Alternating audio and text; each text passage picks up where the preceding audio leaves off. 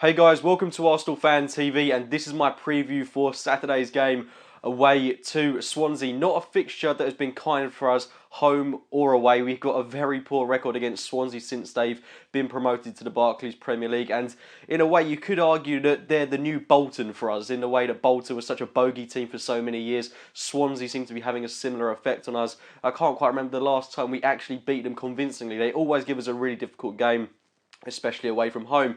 And I'm not filled with confidence going into this game. I'd be lying if I said that I go into Saturday feeling absolutely brimmed with confidence, because I'm not. We've just suffered a 3-0 defeat away from home in the League Cup against Sheffield Wednesday. In the grand scheme of things, as I mentioned in the review of that game, not a result that's going to hinder our season too much, you would hope. It's the injuries that we've suffered as a consequence of that result, to most notably two of our key players at this moment in time, Theo Walcott and Alex Oxlade-Chamberlain. Two players that could and I think should have been starting this game against Swansea. So very disappointing on that front. More so for Chamberlain, considering it was his big chance, but as well so for Theo, considering that he's been so pivotal to the way that Mesut Ozil and Alexis Sanchez has been performing. And given that he was on the bench against Sheffield Wednesday, it kind of rests in the back of my mind that he was being rested for this game against Swansea. So very, very bitterly disappointing that he's not going to feature in this game, and that both of them are going to miss this game, the Bayern game and the Tottenham game. So three crucial fixtures. I really hope that Olivier Giroud can step up to the plate, and whoever fills in on that right-hand side. Now, squad depth has been questioned at Arsenal since all of these players have gotten injured, and injuries are a recurring problem with Arsenal, and it has been for so many years now. We should expect this in a way. It's so disappointing to say that, but we should expect to have these kind of injuries. Squad depth is something that you can argue, but I think you've got to also realise that a lot of the players that are injured are players that fill that position on the right-hand side. Aside from that, I think we've got a relatively decent squad depth. We've got Wilshere out, we've got Rosicky out, we've got Welbeck out, we've got Chamberlain out, we've got Walcott out, we've got Arteta out. I mean, depending on how much you value those players, they are still losses to the squad, and all players that could arguably fill in on that right-hand side for a game of this calibre. And now we're relying on that man, Joel Campbell, on the right-hand side, who I think has to start this game. I think he's the best option we've got. He's a natural winger, at least. He could possibly play through the middle, but then that again leaves us with a problem on the right-hand side.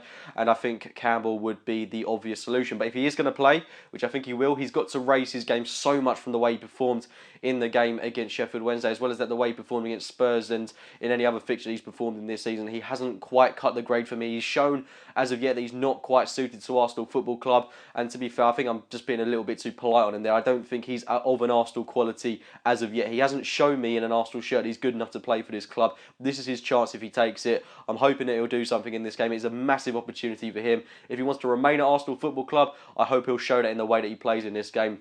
I like Joel Campbell. I like the way he performs tracking back. I really like his defensive work. The fact that he gets stuck in, he's a mucky, dirty kind of player, but he's not a player that offers a lot going forward. His ball control is disappointing. He can't seem to get a ball into the box. He looks promising, but has a poor final end product, gives the ball away so much. But like I say, big opportunity for him in this one. There are a few other alternatives that are flying around going into this game of what we could do for that right-hand sided solution. One idea that I'm not particularly fond of is bringing Flamini alongside Coquelin. I don't want to disrupt that partnership of Coquelin and Cazorla in the midfield. I think that would really hinder us in this game, and play Cazorla on that right-hand side. That's not something I'm a fan of. Really don't want to do that. Another idea is to push Bellerin forward and play Debuchy at right back. Given how Debuchy's played for any game this season, he's represented to me that he doesn't want to be at Arsenal Football Club, or he's just playing awfully. Either way, he doesn't deserve a place in the Arsenal starting 11 for me in this game. Another option is to play Callum Chambers at right back.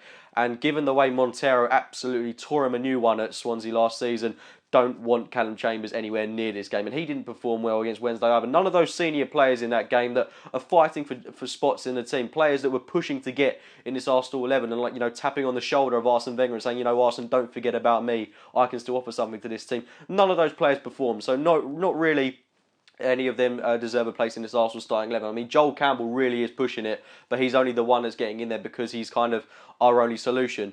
There is one final alternative that definitely 110% will not happen, but we could play a three at the back of Mertesacker, Koscielny, Gabriel, then effectively play with wing-backs in Monreal and Bellerin. Maybe the midfield pivot would remain the same with Coquelin and Cazorla, and then Alexis Sanchez, Olivier Giroud and someone else up top, but that's something that will not happen. Get it out of your minds. I don't really know why I brought it up, because effectively that's not a system that Arsene Wenger would deploy. But we are in a bit of a rut in the manner that we've got so many players out injured so early early in the season. Crucial players to our squad as well. Ramsey, a player that I think we're going to miss in this game. That defensive stability that he brings to the game and the tempo that he adds, I do think we're going to miss him. And I'm really not looking forward to this game in any way, shape or form. But hopefully we can overturn that poor result we had against Wednesday in midweek. I think my Arsenal starting 11 would be Cech, Bellerin, Koscielny, Gabriel, Monreal, Coquelin, Cazorla, Campbell, Ozil, Sanchez and Giroud. I really hope that team can go out there and do the business. It's a big ask away from home, but we've got to be getting the 3 points to put things right from what happened in the League Cup. As well as that, Swansea are a very good team. I mean, a point I don't think would be the end of the world in this game, but it's very important for me, and I think I go without saying for any Arsenal fan that we've got to be getting 3 points. But in the bigger picture, I don't think a point would be a horrible result. You know, Manchester United have gone to Swansea, they've lost. I think it's going to be very difficult for teams to go to the Liberty Stadium and actually pick up all 3 points. So it would be a very good achievement if we can get the win. But like I say, other big teams will struggle at the Liberty Stadium.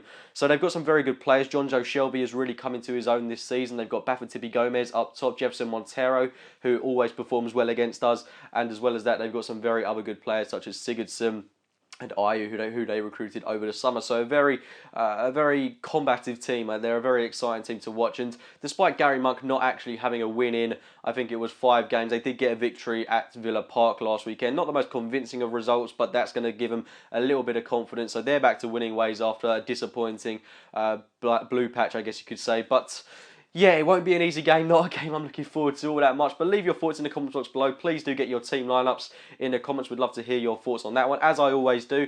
How would you solve that issue that we've got on the right-hand side of the pitch? Leave your thoughts in the comments box below. Like I say, get your team lineups in the comments. Like this video if you've enjoyed it. Subscribe to Arsenal Fan TV if you're new. And we'll be speaking to you soon.